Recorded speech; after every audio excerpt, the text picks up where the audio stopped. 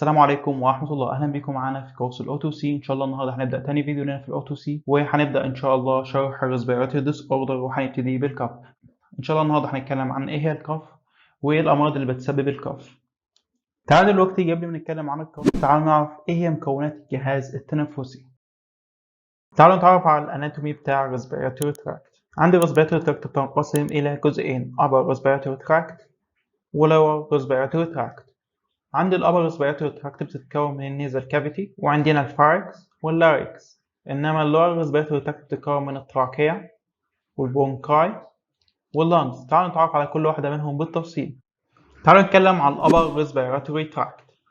عندي الأبر respiratory tract دي بتبقى موجودة خارج القفص الصدري، وبتتكون عندي من النيزل كافيتي والفاركس واللاريكس. عندي النيزل كافيتي هو تجويف الأنف، الفاركس ده عبارة عن البلعوم، واللاريكس دي عبارة عن الحنجرة. ده شكل النيزل كافيتي، ودي منطقة الفاركس، ودي اللاريكس، ودي الفوكال كورد الموجودة في الحنجرة. تعالوا نتكلم أول حاجة عن النيزل كافيتي. النيزل كافيتي ده هو عبارة عن الجزء الداخلي من الأنف، وده بيبقى موجود فوق سقف الحلق. بينما أنا عندي البلعوم أو الفاركس ده عبارة عن tubular structure طولها 12 سنتيمتر، بتبقى مشتركة ما بين الجهاز الهضمي والجهاز التنفسي. تنقسم الفاركس لثلاث مناطق: عندنا النيزوفاركس ودي بتبقى قريبة من منطقة الأنف، بعد كده عندنا الأوروفاركس بتبقى موجودة قريبة من الفم، وبعد كده عندنا اللارينجوفاركس ودي بتبقى موجودة جنب اللاركس. حلو خالص. انا عندي الفاركس بيبقى مغطى باهداب، الاهداب دي بتساعد على انها تعمل ريموف للدست بارتكلز الاتربه، وكمان الفورين بادز اللي ممكن تدخل عن طريق الفم او عن طريق الجهاز التنفسي، وبتمنع انها تدخل في الريسبيراتوري سيستم عن طريق اللارynx. تاني، انا عندي الفاركس بيبقى مغطى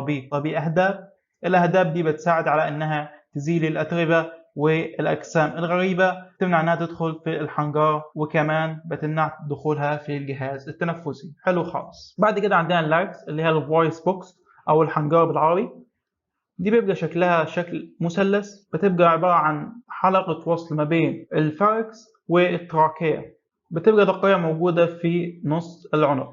حلو خالص. بيبقى موجود فيها من مكوناتها حاجة اسمها الإبيجلوتس اللي هو لسان المزمار، وده بيمنع أي فود أو درينك إنه يدخل جوه الجهاز التنفسي، فبكده بيخلي الحاجات دي بدل ما تنزل في الجهاز التنفسي تنزل في الأسوفيجاس، بعد كده تنزل على الاستومك في الجهاز الهضمي. حلو خالص. عندنا بعد كده اللي هو الريسبيراتوري تراكت. الريسبيراتوري تراكت دي بتبقى موجودة داخل القفص الصدري. حلو خالص. بتتكون عندي من التراكية القصبة الهوائية، والبرونكاي اللي هي الشعب الهوائية، واللانجز اللي هما الرئتين. تعال نشوف شكلها.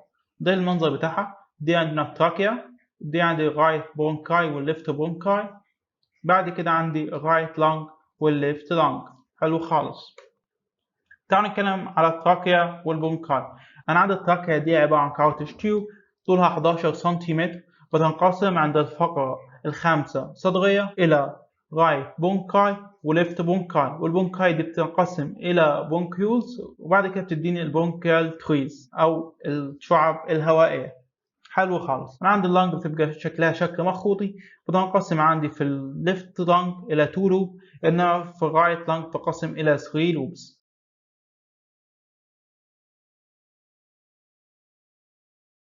بعد ما اتكلمنا على أجزاء الجهاز التنفسي، تعالوا نتكلم دلوقتي على الكف. تعالوا دلوقتي نعرف يعني إيه كف.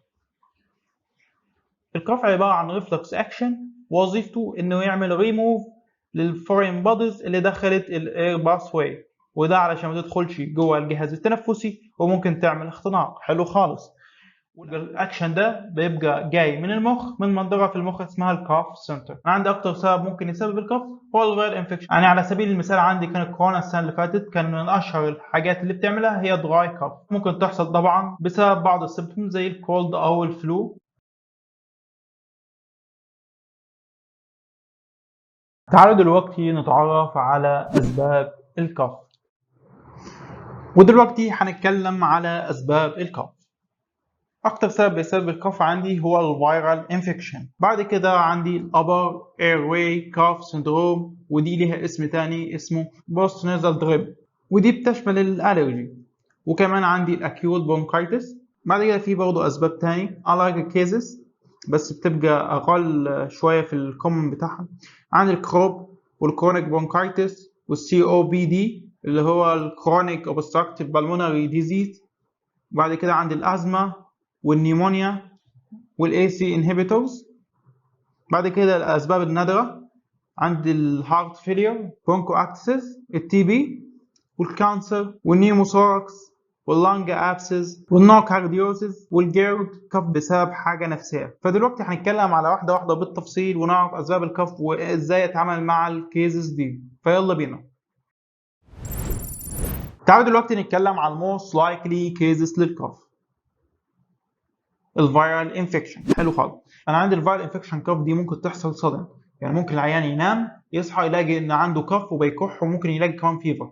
والفيرال انفكشن كف دي بتتميز ان السبيوتم فيها او البلغم بيبقى قليل، مش بيبقى فيه كتير، فهي تعتبر نوعا ما دراي كف. وبرضه من السيمبتومز بتاعتها ان ممكن العيان يقول لك والله انا عندي الكف دي بتشد معايا قوي في حاله الليل او الايفنينج، يعني اول ما يخش على الليل كده يلاقي الكف نفسها زادت شويه كده. دي من الحاجات اللي تقول لك ان الكف اللي هو العيان بيشتكي منها دي نتيجتها انها فيرال انفكشن.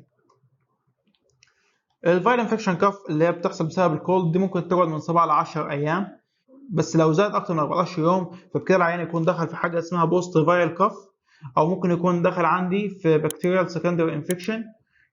البوست فايرال كف دي كف اللي بتبقى موجوده بعد ما الفيرال انفكشن تخف، ده بسبب ان يكون الرئه نفسها حصل فيها زي دامج او التهابات بسيطه، ودي بتروح بعد فتره من الفيرال، ممكن تقعد من 3 اسابيع لشهر. انها بالنسبه للسكندري انفكشن فده كده ان العيان نفسه هو المناعه بتاعته ضعفت شويه، فبكده بقى عنده فيرال وكمان في بكتيريا عدت، فبقى كده عنده فيرال انفكشن وبكتيريا انفكشن في نفس الوقت، فبكده ده احيانا بيتعالج بمضاد حيوي.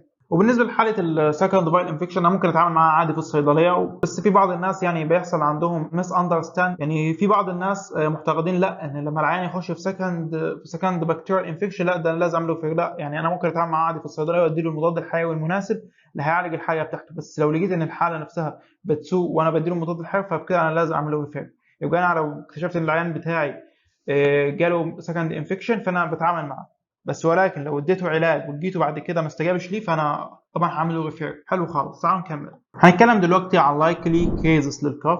اول حاجه عندي هي الابر ايرواي كاف سيندروم، ودي ليها اسم تاني اسمها بوست نيزل دريب او رينو ساينايتس. تعالوا نشوف ايه دي. انا عندي بيحصل احيانا التهاب في الجيوب الانفيه، فده بيؤدي ان انا عندي المخاط اللي بيبقى موجود في الجيوب الانفيه بينزل عندي في الفاركس، فده بيعمل لي انفلاميشن في منطقه الفاركس والصوت، فبكده العيان بيحس ان عنده الحلق بتاعه ملتهب مش قادر يبلع. في كف ممكن تحصل بسبب الانفلاميشن ده. تعالوا نعرف ايه سبب اصلا الحوار اللي بيحصل ده.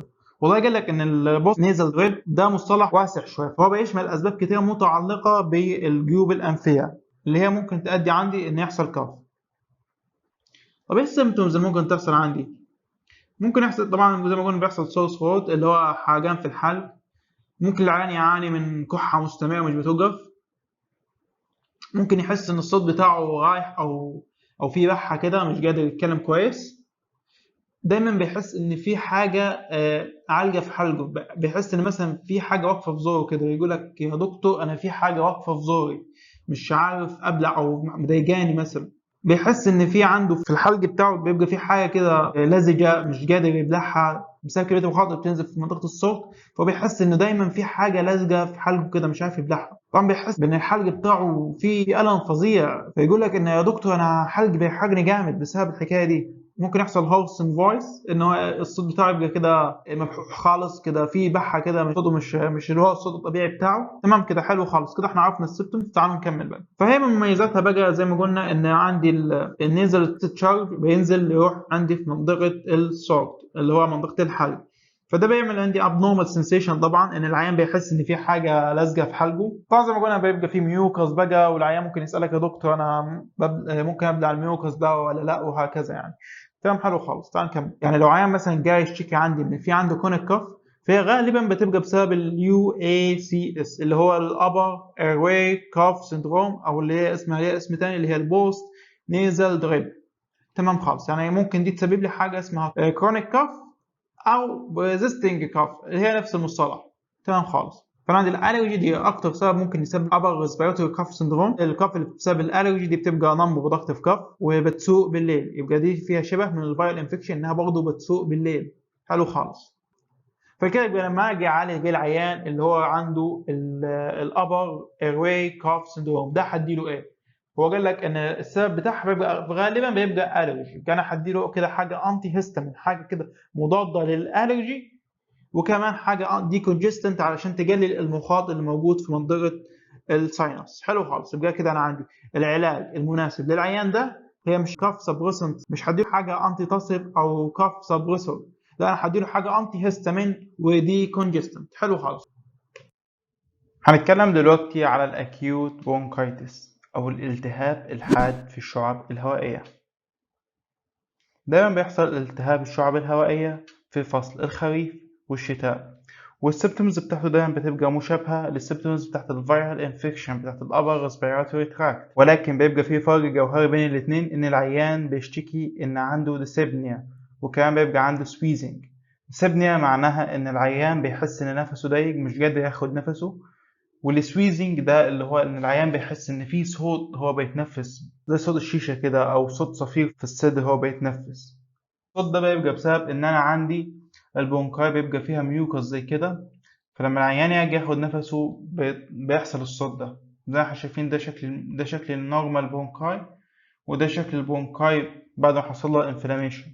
برضه دي صورة تاني، أنا عندي دي النورمال زي ما احنا شايفين هنا المجرى بتاع الهواء واسع، إنما هنا عندنا في البرونكايتس هنا حصل عندي انفلاميشن وكان موجود ميوكس فمجرى الهواء ده خالص. حلو خالص. أنا عندي الأعراض بتبقى من 7 ل 10 أيام، ولكن ممكن تستمر مع بعض العيانين لمدة 3 أسابيع. طبعا زي ما قلنا إن هي عبارة عن viral infection، ولكن ممكن في بعض الأحيان يبقى فيه bacterial infection. بما إنها viral infection فأنا مش بستخدم مضادات حيوية. لو جاني عيان وصحته باين عليها إنها تعبانة خالص فأنا لازم أعمل له refer عشان الحالة بتاعته متتدهورش. حلو خالص. تعالوا نشوف بعد كده ال unlike cases. أول حاجة معايا هي اللارنجيو تراكيو برونكايتس أو الكروب، وده عبارة عن التهاب في الحنجرة والقصيبات الهوائية. ده يبقى عبارة عن فيرال انفكشن بيحصل بسبب فيروس اسمه بارا انفلونزا فيروس، وده بيمثل 75% من الحالات. عندي فيروس تاني هو رينو فيروس. الحالة دي بتحصل للأطفال اللي عندهم من 3 شهور ل 6 سنين، ودايما بتحصل في فصل الخريف والشتاء. دايما بتحصل سيمبتومز الكروب بالليل. زي ما احنا شايفين ده منظر الكروب، ده قطاع في التراكية، دي الهيلث تراكية، ودي التراكية في حالة الكروب. زي ما احنا شايفين اهو حصل انفلاميشن ادى ان اليومن بتاع التراكية بيجي ضيق خالص. زي ما احنا شايفين الفرق بين اليومن ان حصل انه ده خالص، وده بسبب الالتهاب اللي حصل هنا. دي الهيلثي ودي اللي في حالة الكروب. زي ما احنا شايفين هنا مجرى الهواء ده خالص، وهنا التيشوز حصل ليها swallowing انها انتفخت كده وطغران جربت تقفل مجرى الهواء. الكروب مشهور عنه انه بيبقى فيه كف شديدة خالص، لدرجة ان الكف دي من كتر الشدة بتاعتها بنشبهها انها بريكنج كف، يعني بتبقى شبه نباح الكلاب كده.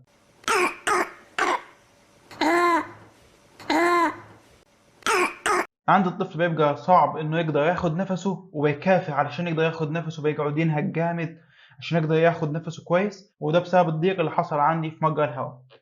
في اغلب الاحيان السيمبتومز بيحصل لها امبروفمنت في خلال 48 ساعه. انا عندي عشان اعمل مانجمنت للكروب لازم اشوف السيفيريتي بتاعته، ولازم ادي نصائح لاهل الولد واقول لهم يشوفوا هل السيمبتومز خلال 48 ساعه هتختفي ولا هتمتد اكتر من كده، ويحصل ان هو بيتنفس يحصل زي صفير او صرير، وكمان يحصل انه مش قادر ياخد نفسه. ففي الحاله دي لو حصل ده ان السيمبتومز زادت عن 48 ساعه، وكمان ظهر ان انا عندي في سيمبتومز لصفير او صرير في الرئه، وكمان ان الولد مش قادر ياخد نفس، فانا لازم اعمله في الحاله دي ريفير لاقرب دكتور.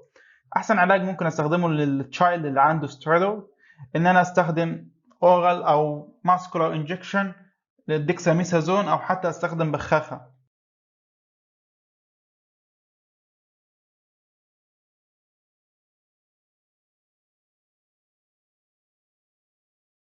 هنتكلم دلوقتي على COPD اللي هو عبارة عن Chronic Obstructive Pulmonary Disease، وده بيتميز ان انا عندي بيحصل destruction في اللنج تيشوز، بيحصل دامج في اللنج تيشو. ده بيؤدي ان بيحصل عندي حاجه اسمها chronic bronchitis، وكان بيحصل عندي emphysema، وكان chronic obstructive airway disease. تعالوا نشوف يعني ايه COPD على الصوره هنا. زي ما احنا شايفين دي البونكاي، دي الهيلثي بونكاي، ودي الهيلثي الفيولايز، الهيلثي الفيولاي، ودي الهيلثي الفيولاي.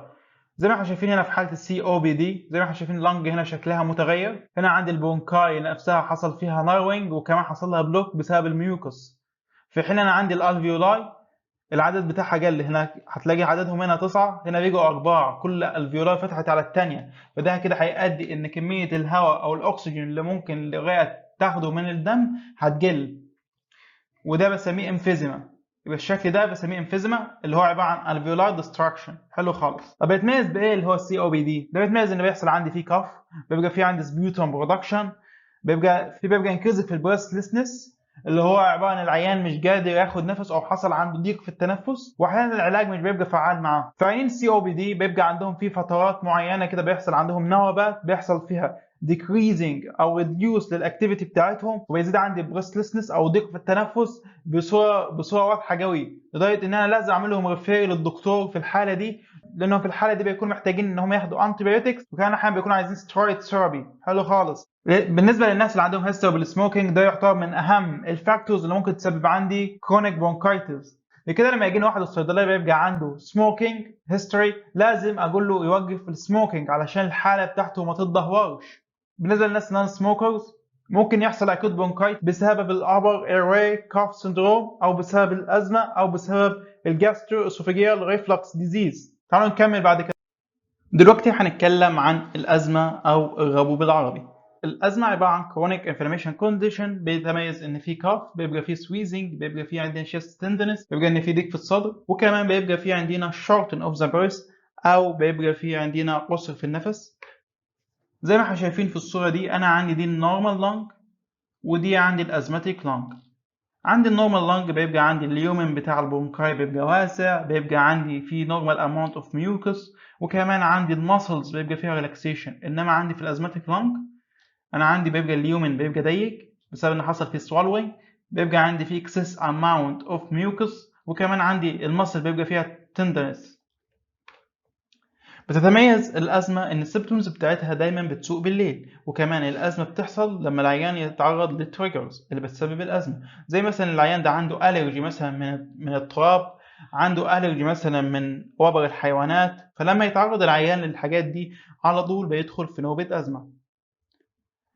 عندي ريسك فاكتورز للأزمة، هو عندنا الفاميلي هيستوري بالأزمة، أو إن العيان ده عنده بيرسونال هيستوري أوف أتوبي. الأتوبي ده عبارة عن إيه؟ إن العيان الجسم بتاعه دايما بيعمل رد فعل تحسسي اتجاه أي حاجة، فكده العيان اللي بيبقى عنده الأتوبي دايما بيبقى ده ريسك فاكتور إن ممكن يحصل له أزمة. حلو خالص. ممكن العيان يجيني الصيدلية ويكون عنده أزمة، ولكن بيبقى بنون برودكتيف كف، وده بيبقى دايما في حالة العيال الصغيرة، وكان الكف دي دايما بتسوء بالليل. حلو خالص. تعالوا بعد كده ندخل على الجزئية اللي بعد كده.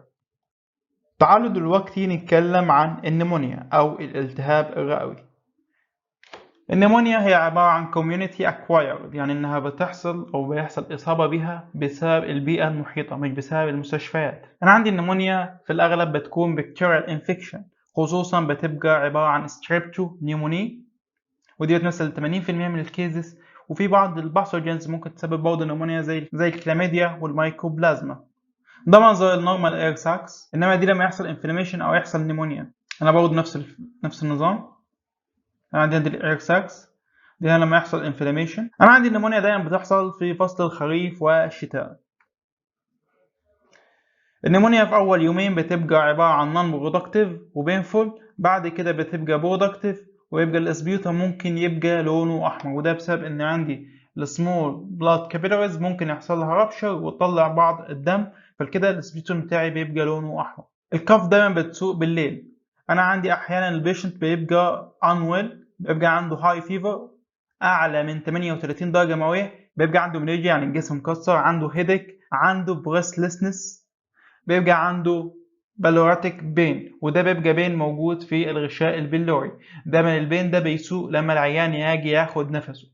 حلو خالص. في حالة الناس الالدري ممكن ما يكونش عندهم فيبر، لكن ممكن يكون عندهم confusion. طبعا انا بالنسبه لي حاله النمونيا دي حاله لازم تروح للدكتور حالا، وده لانه بيكون محتاج ياخد علاج مضاد حيوي مكثف في اسرع وقت ممكن. حلو خالص، تعالوا نكمل. تعالوا دلوقتي نتكلم عن الادويه اللي ممكن تسبب كف. انا عندي في بعض الادويه اللي ممكن تسبب عندي بون كونستريكشن، ممكن تسبب عندي كافينج، او ممكن تسبب عندي سويزنج. من امثله الادويه دي عندي الانجيوتنسين كونفرتنج انزيم انهبيتورز او الاي سي انهبيتورز، دي من اشهر الادويه اللي ممكن تسبب عندي كف. الكف بسبب الادويه دي ممكن تستمر من 3 ل 4 اسابيع بعد ما انا اوقف الدواء، وبعد كده بتخف. انا عندي في بعض الريسك فاكتورز اللي ممكن تسبب دراي كاف بسبب الاي سي انهبيتورز. العيان ده بيبقى نون سموكر، ان العيان ده عنده برونكيال هايبر اكتيفيتي، العيان ده اصلا عنده هيستوري بالازمه، ان العيان ده عنده كاف ريفلكس سنسيتيفيتي، وان العيان ده فيميل. حلو خالص. عندي بعد كده في ادويه تاني ممكن تسبب عندي كاف وسويزنج، من امثلتها عندي النون سترويدال انتي انفلاماتوري دراجز، ودي شرحنا ازاي هي ممكن تسبب عندي كف. زي الانسيدز ممكن تسبب كف، زي ما قلنا قبل كده انا عندي الانسيدز دي بتوقف عندي انزيمز اسمها كوكس انزيم، بتوقف كوكس 1 وكوكس 2. حلو خالص. لما انا اوقف كوكس 1 وكوكس 2 فانا عندي في حاجه كان اسمها اركيدونيك اسيد. اركيدونيك اسيد دي كان بتصنع منها بروستاجلاندينز وحاجه اسمها ليكوتراينز، فكده انا وقفت اصلا تصنيع البروستاجلاندينز، فكده عندي الاركيدونيك اسيد ده كله هيروح عشان يصنع الليكوتراينز. الليكوتراينز لما بتزيد عن الحد بتعمل عندي بونكو كونستريكشن، والعيان ممكن يخش عندي في سبازم وبونكو كونستريكشن، وممكن يخش في اعراض زي الازمه، فبكده هتسبب كف. انما بالنسبه للبيتا بلوكرز، فالبيتا بلوكرز احنا بنتكلم عن نون سيلكتيف بيتا بلوكرز، ودي بتقفل الريسبتورز الموجوده في اللنج اللي هي بيتا 2 ريسبتورز، ودي لما تتقفل بيحصل عندي ممكن بونكو كونستريكشن، وكده ممكن العيان برضه يدخل في حاله شبه الازمه، وممكن برضه تسبب كف. حلو خالص. ففي الحاله دي انا لازم انصح العيان انه يروح للدكتور علشان يغير الادويه دي الادويه اكتر امانا. على سبيل المثال انا ممكن ابدل AC inhibitors بدواء تاني اللي هو angiotensin 2 receptors blocker اللي هي ال ARB. ودلوقتي هنتكلم عن very unlikely cases. اول حاجه معانا هي الهارت فيلير. الهارت فيلير ده عباره عن كونديشن بيصيب الناس الالدر، كل ما الواحد يزيد في السن كل ما يزيد الريسك انه يتصاب بالهارت فيلير. الهارت فيلير ده صعب انك تعمل له دايجنوزس في الاول، خصوصا لو كان early mild heart failure، وده لان السيمبتومز بتاعته مش بتبقى واضحه، وكمان نون سبيسيفيك. ممكن اول سيمبتومز نلاحظها على البيشنت اللي عندهم هارت فيلير هو انه بيحس بفتيج بسرعه، هو ان النفس بتاعه بدا يكسر، ممكن يحصل له اوكسوبنيا انه اول ما يجي يتمدد ممكن نفسه ينقطع او ما يقدرش يتنفس، وكمان بيحصل عنده ديسبنيا ات نايت اللي هو انه بيحس ان نفسه بيضيق خالص اثناء الليل. زي ما احنا شايفين دي السيمبتومز بتاعت الكاردياك كاف. اول سيمبتومز معايا هي البرودكتيف كاف اللي بيبقى فيها فروسي سبيوتم، اللي هو بيبقى السبيوتم نفسه كده شبه الرغوه. طبعا زي ما قلنا انه بيحصل نايت كافينج.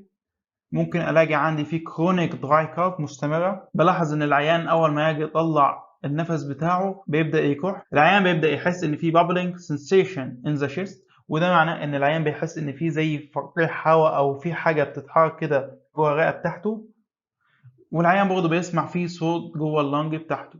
ده زائد ان بيبقى فيه other symptoms للهارت فيلير، زي مثلا الاديما. يعني احنا زي ما احنا شايفين دي رجل الطبيعيه، انما دي رجل اللي فيها اديما، ودي لما نيجي ندوس عليها بالصباع بتعمل نفس المنظر ده، بتحس ان في فلويد موجود في المنطقه دي، فانت لما تيجي تدوس بتلاقي المنطقه دي نزلت. حلو خالص. طبعا انا عندي الهارت فيلير ده من الكونديشنز اللي بيحصل لها بروجريشن، فانت تلاقي الهارت فيلير بيبدا مايل، بعد كده يتحول لمودريت، بعد كده يتحول لسيفير هارت فيلير. فكده العيان السيمبتومز عنده بتتطور، فانت ممكن تلاقي العيان انه عنده swallowing في الانكل، بعد كده تلاقي عنده بدأت تظهر عنده البرودكتيف فوسي كاف، بعد كده ممكن تلاقي في عندك بينك سبيوتم، وده بسبب ان في ممكن بعض الكابيلاريز حصل ليها رابشر، كمان الكاف دي بتلاقيها دايما بتزيد بالليل. حلو خالص، احنا كده خلصنا الهارت فيلر. تعالوا نكمل باقي الكيسز. تاني حاجة هنتكلم عليها النهاردة هي البرونكي اكتسز. البرونكي اكتسز ده عبارة عن ريفلكسبل دايلاتيشن حصل للبرونكاي، وده بيكون بسبب انه حصل lower bacterial infection، وده بيكون بسبب ان في infection حصلت في اللور respiratory tract. زي ما احنا شايفين هنا انا عندي دي النورمال برونكاي، انا عندي هنا الوول سموث وكمان سن، انما هنا في الحالة دي انا عندي هنا الوول في ميوكس وبيبقى فيه سكيرد، بيبقى فيه زي نتوءات كده مش بيبقى سموث، وكمان انا عندي بيبقى سك، بيبقى سميك، وكمان طبعا هنا زي ما احنا شايفين هنا واسع خالص بالنسبة للي فوق. شايفين هنا واسع قوي. تمام، حلو خالص. احيانا بيحصل ان الناس اللي بيعانوا من برونكي اكسس بيتم تشخيصهم على اساس انهم بيعانوا من COPD. من اشهر الحاجات اللي ممكن تميز البرونكي اكسس هي الكرونيك كاف، ولكن الكرونيك كاف دي بتبقى مستمره للونج ديوريشن. انا عندي اكتر من 75% من البيشنت بيكون عندهم كاف بتبقى مصاحب ليها ان بيبقى فيه افراز للسبيوتم. بريسلسنس ده يعتبر من اشهر الحاجات اللي بتبقى مصاحبه للبرونكو اكسس. حلو خالص، تعالوا نكمل. بعد كده هنتكلم على التي بي او التيبوكلوزس او مرض السل بالعربي. التي بي ده عباره عن بكتيريال انفكشن بسبب بكتيريا اسمها مايكرو بكتيريوم تيبوكلوزس، ودي بتنتقل من الشخص المصاب للشخص السليم عن طريق الانهاليشن. زي ما احنا هنا شايفين في الصور، انا عندي الشخص المصاب بالتي بي طلع البكتيريا بتاعته في النفس بتاعه، بعد كده راح شخص سليم اخذ البكتيريا دي عن طريق الانهاليشن. انا عندي التي بي زي ما احنا شايفين هنا، انا عندي دي الليت انفكشن بتاعت التي بي، ودي عندي الكافيتوري تي بي، وعندي الملاري تي بي. انا عندي التي بي ده بيمتاز ان الاونست بتاعه بيبقى سلو، وانه بيبقى مايلد سيمبتومز في الاول، ولكن بتزيد مع الناس اللي عندهم ريسك فاكتورز. ممكن السيمبتومز دي يبقى عندي في فيفر، ويت لوس، ممكن يبقى في عندنا سويتنج بالليل، وعندي انكزايتي، وكمان بيحس العيان ان جسمه مكسر. دي السيمبتومز بتاعت التي بي. زي ما قلنا بيبقى في فيفر، عندنا نايت سويتنج، عندنا في بروزيستنت كاف، في عندنا بلادي بلغم اللي هو يحس ان بيبقى فيه دم في البلغم بتاعه، والعين كمان بيبقى عنده شيست بين، وكمان بيحس ان في شورتن اوف ذا بريس. انا عندي الكاف اللي بتبقى مرتبطه بالتي بي دي بتبقى كونك في النتشر بتاعتها، وكمان بيبقى موجود عندي سبيوتم برودكشن، وسبيوتم برودكشن ده ممكن يبقى مايلد او سيفير، وكمان بيبقى موجود مع السبيوتم ده ان ممكن العيان يطلع دم من بقه وهو بيكح، ولكن الدم اللي بيطلع ده بيبقى احيانا في الاعراض اللي هي الليت بعد ما تكون العدوى اتمكنت نوعا ما من الرئه. تمام، حلو خالص، تعالوا نكمل.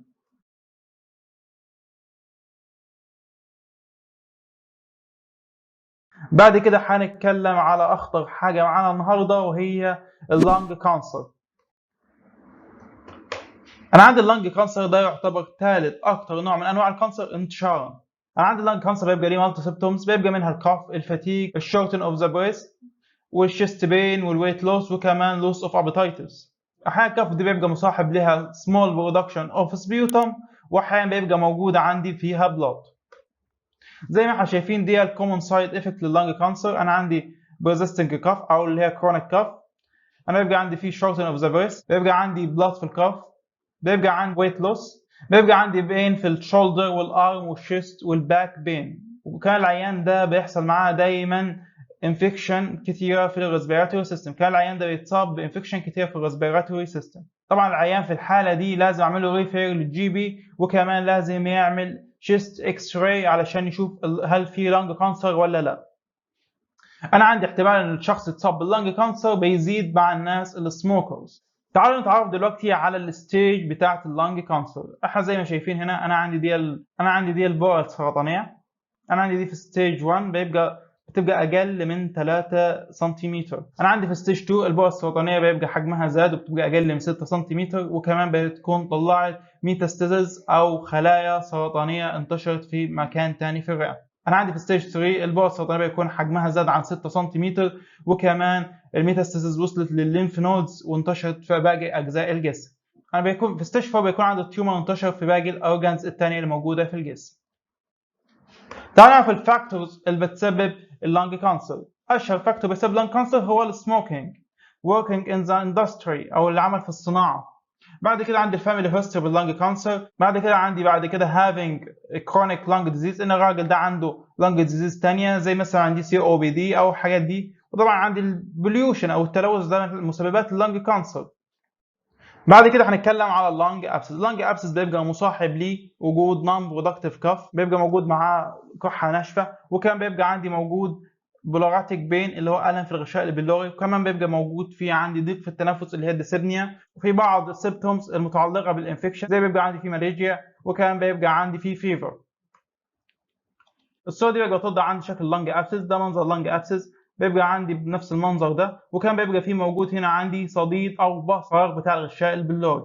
بيبقى عندي فيه هنا بص او صديد في منطقه البلور سبيس. انا عندي بعد كده الكاف دي بتطلع كميه كبيره من السبيوتم اللي بيتميز ان الريحه بتاعته بتبقى وحشه خالص. انا عندي كحه اللي بيبقى فيها كميه كبيره من السبيوتوم اللي ريحته وحشه بتبقى كومون عند الناس الادلت. بعد كده هنتكلم على الجاسترو اسوفيجال ريفلكس ديزيز. طب ايه علاقه الجاسترو اسوفيجال ريفلكس ديزيز بالكف؟ انا عندي دلوقتي الجاسترو اسوفيجال ريفلكس ديزيز اللي بنسميه الجيرد، ده عباره عن ارتجاع مريء. انا عندي الحمض بتاع المعده بيطلع بيرتد من المعده ويوصل عندي للمريء، وممكن الحمض ده يوصل عندي لحد البق، وممكن بعد كده يخش عندي في الجهاز التنفسي، فبكده بيحصل عندي irritation. فده بيحصل بسبب ان الحمض بيخش للريسبيراتوري سيستم اثناء لما العيان يكون نايم على ظهره، فبينتج عن ده ان العيان دايما بيشتكي ان عنده كحه. طبعا الكحه دي بيبقى مصاحب ليها ان العيان بيحس ان في ريفلكس، ان بيحس في ارتجاع في الحمض بتاع المعده هنا، وكان بيحس ان في هارت بيرن في المنطقه دي، بيحس ان عنده حموضه جامده. طبعا ده بيكون بسبب ان عنده جلد. زي ما احنا شايفين انا عندي الاسيد اهو بيرجع، بيحصل اسيد ريفلكس بيطلع فوق، بعد كده بيوصل عند الفاركس، وبعد كده من الفاركس بينزل عندي تحت التراكيه ويخش جوه الريسبيراتوري سيستم، ويسبب عندي الكاف والانفلاميشن في الريسبيراتوري سيستم.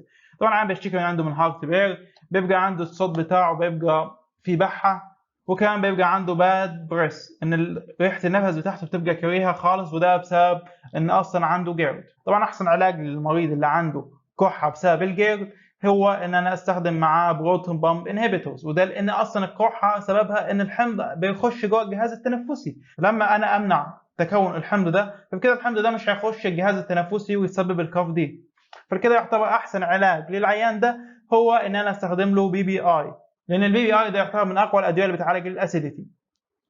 ايه النصائح اللي ممكن اقدمها للعيان اللي عنده جلد؟ انا لازم انصح العيان انه يبعد عن الاطعمه دي زي الكاف، زي الستريك جوس اللي هي عصير زي عصير البرتقال وعصير الليمون، لازم يبعد عن الطماطم، يبعد عن الفرايد فود، يبعد عن الكولا درينك، ويبعد عن السبايسي فود، وكان يبعد عن البصل، ويبعد عن البيبرمنت، وكان يبعد عن النعناع، لان الحاجات دي كلها بتزود عندي الاسيديتي او بتسوء من حاله الجلد. وبكده الحمد لله نكون خلصنا فيديو النهارده. انا عارف ان هذا كان فيديو طويل، اتمنى تكونوا استفدتوا من الفيديو ده، وما تنسوش تتابعونا على اليوتيوب والفيسبوك والانستجرام وتليجرام وبلوجر. يا رب تكونوا استفدتوا من الفيديو ده، ولو عجبكم الفيديو ما تنسوش تعملوا لايك وشير وسبسكرايب، وسلام.